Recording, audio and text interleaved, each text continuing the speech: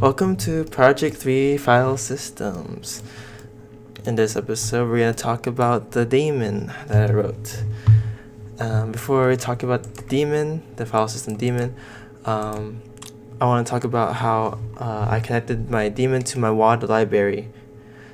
And so what I did was when I compiled, I used the -l flags, and all I had to do was include it in my header, and then I'm able to use my WAD library. So let's go to the main function.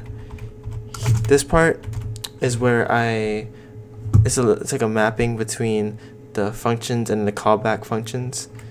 It's for Fuse to know how I want to implement the open, read, and other functions. So in my main function, I have this WAD data, which is of the type WAD state, and what that is, it's my own data structure to hold the WAD a pointer to the WAD file. I don't really use the mount directory, but it's there in case I need it. So I load the WAD, passing in the second command argument, and then I store that pointer into my data structure, and then okay. So now to the functionality. I wanted to retrieve files and retrieve file and directory attributes. And what's nice about these functions is that there's a one-to-one correspondence with Fuse's library. If I can find it here. So get attributes. There's a function called get attribute, and if we implement this, then we can then we're telling Fuse how we want to implement get attributes. So if I go to my callback here, I get the data from my WAD file, and then I check to see if a path is a directory or if it's a content. If it's a directory, I set up the permissions that I'm looking for, 555, which is all users can read and execute these, and by convention we set this link to 2. For content, we set it to 444, which is read only, and by convention we set it to 1, the end link to 1, and the size we call get size for my library.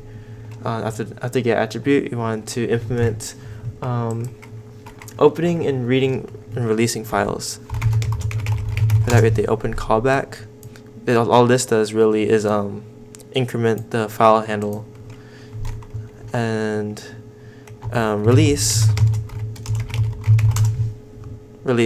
decrements the file handle. For read though, that's where you want to get the contents, and we literally just call get contents, passing in the same parameters. What's nice about our WAD library is that the parameters nicely match up and all the functionality is already in the library. So now we want to do the same thing with directories. Read directory here. And this one's a little more involved. We're given the path to a directory, and we put into the Fuse file directory structure, we put in the dot file and the dot, and then we iterate through all the entries within this directory, and we add it to the filler. Okay. For opening directories, there wasn't much involved in open directory. This worked. And release directory, we didn't need to implement. It worked the way it was.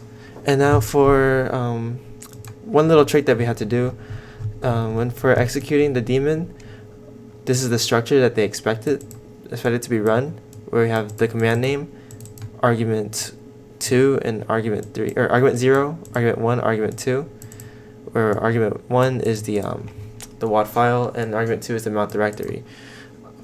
Fuse expects argument 0 and argument 1, but in this case, the argument 1 is supposed to be this. So we have to do a little reordering of the arguments.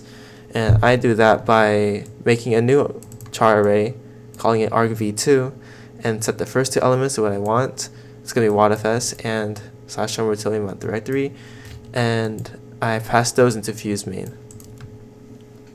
And argc is going to be 2 for 2 parameters, or 2 arguments. Okay. Next thing I wanted to show you was that there's no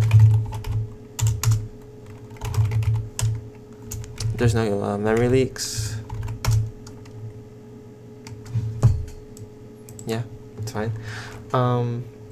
Okay, and one other thing I wanted to talk about is the fact that this is not an executable in my own directory, and it's actually going to be an executable in /bin. So if I do ls/bin, you see that right here, w80 wadfs is in there. I put it there actually, and now wherever I am in my system, I can call wadfs do one.wad, and then mount 2. I gotta make a new directory. Let's call it mount 6, and then we can host it at 6. And now we can go to this directory and we see everything. Everything's fine. And if we call stat on any of these, call it on F, we can see that the permissions are readable and executable. And the size is 0, and that's all correct. If we do something else, like if we do stats and doom, this is a normal file.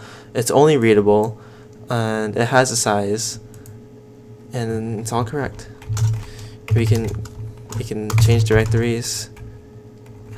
ls again. I can view any of these.